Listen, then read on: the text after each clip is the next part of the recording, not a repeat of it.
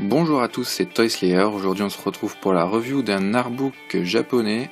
C'est un artbook de Dragon Ball, comme vous pouvez le voir, avec un magnifique Goku en couverture.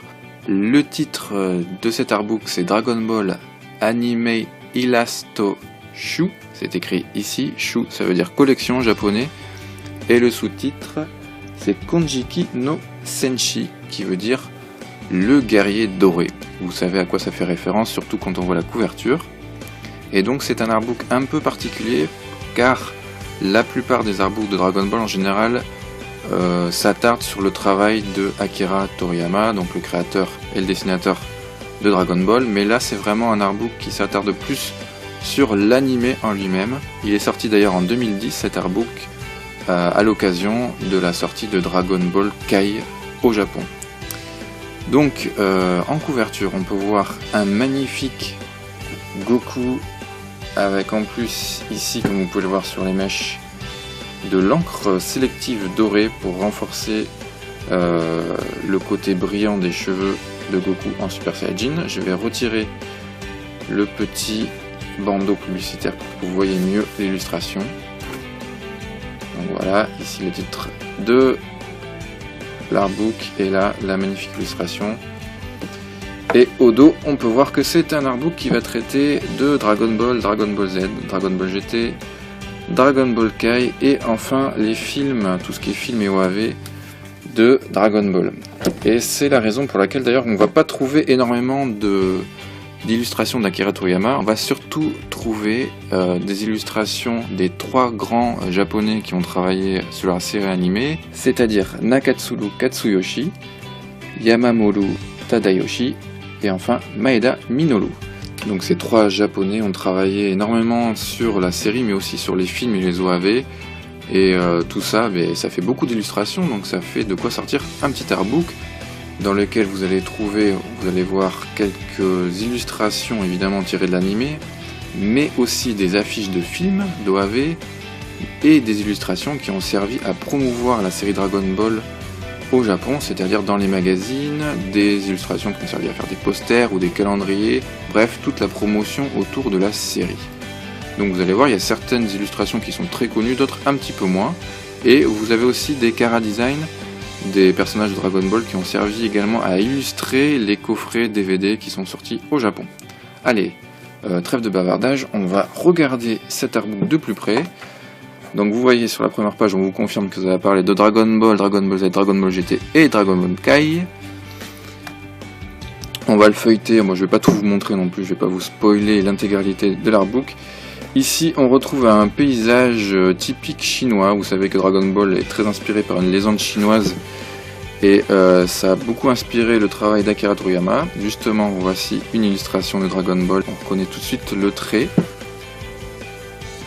Voilà.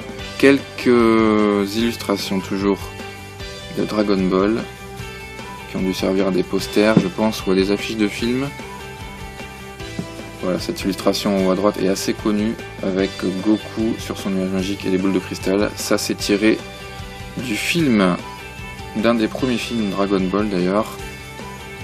Hop. Voici d'autres chara design. Voilà, là. C'est tiré du film Garlic.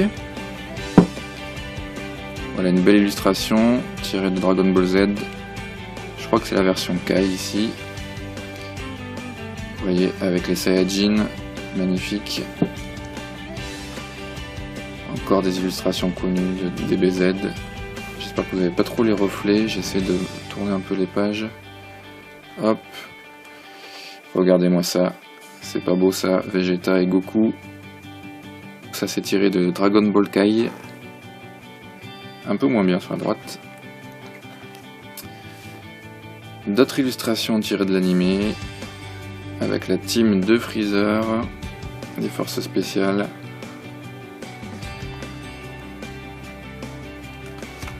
On retrouve l'illustration en pleine page sur 2 A4 de la couverture. L'artbook, il faut savoir, fait 96 pages, donc c'est un artbook assez fin, vous voyez, quand on le met comme ça, c'est pas très épais, mais vous allez voir, tout à l'heure on va parler du prix. Le prix est plutôt correct, du moins à l'époque, Là on voit encore des affiches de films avec Metal Color. Il y a très peu de blabla, de temps en temps on a quelques pages explicatives quand on passe d'un chapitre à l'autre, mais c'est 99% d'illustrations. Voilà, des chara-design qui ont servi la plupart à illustrer des coffrets de DVD, je répète, ou à promouvoir la série Dragon Ball de contenu publicitaire aussi. Voilà, là c'est pendant l'ère de sel. On reconnaît bien, hein. Certaines illustrations ne sont pas du tout de Akira Toriyama. Pour ceux qui sont habitués à la série animée, là on a du Broly, du Bojack,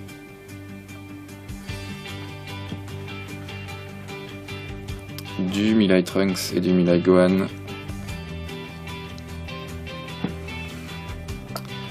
Magnifique illustration de Goku en train de faire un Kamehameha avec toute la team Z derrière. Ça pareil, ça a servi d'illustration pour un coffret DVD de Dragon Ball GT avec Goku derrière en Super Saiyajin 4, là pareil avec Vegeta. J'ai jamais trop aimé cette transformation. Et bon, du reste Dragon Ball GT, ça reste quand même une grosse déception. Même s'il y a eu des moments sympas au début de la série. Pas mal là, les 3 Goku avec les différentes transformations encore. Encore du Dragon Ball GT. Et à la fin, on retrouve une sorte de glossaire. Donc avec toutes les illustrations qu'on voit dans l'artbook. Et pour chaque numéro, vous avez en fait une petite explication, ici dans la marge intérieure, qui va vous dire à quoi a été précisément utilisé toutes les illustrations de ce bouquin. Donc c'est comme ça qu'on apprend, si vous parlez un petit peu japonais, que la plupart des illustrations comme ça sur fond blanc ont servi notamment pour les jaquettes de DVD, d'autres comme celle-ci en haut pour des calendriers ou des posters, ou comme je vous le disais tout à l'heure pour du contenu publicitaire pour promouvoir la série. Voilà, une des dernières illustrations. Je vous ai pas mal montré d'illustrations sur fond blanc, mais vous avez aussi des grosses illustrations comme ça, double page, qui sont vraiment superbes. Voilà, une autre ici sympa, tirée de l'animé. Alors, pour le prix à l'époque, cet artbook est sorti vraiment pas cher. Vous voyez le prix ici, je vais faire un petit focus.